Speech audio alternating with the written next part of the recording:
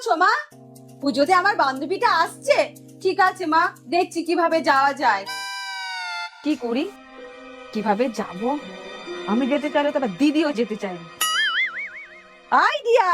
দিদি, দিদি, এ দিদি, উফ, এত চিল্লাচ্ছিস কেন? ভয় পেয়ে গেছি। শোন না, আমাদের বাড়ির ওইখানে খুব কম দামের ভালো ভালো চুড়িদার পাওয়া যাচ্ছে। ও তাই? তাহলে নিয়ে আয়। আরে যাবো কিভাবে? শাশুড়ি তো যেতেই দেবে না। ঠিক আছে, তুই যা, আমি শাশুড়িকে বলবো বাড়ির সব কাজ আমি করে দেবো। ঠিক আছে, আমি তাহলে কালকে ভোর ভোর বেরিয়ে যাব। ঠিক আছে।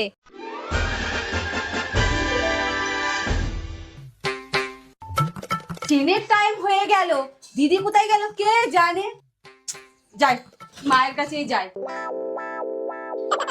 মা, মা, কি আছে? ও, একদম রেডি হয়ে চলে এসেছো? মা, আমি একটু বাপের বাড়িতে যাব, আপনি কোনো চিন্তা করবেন না, দিদি সব কাজ করে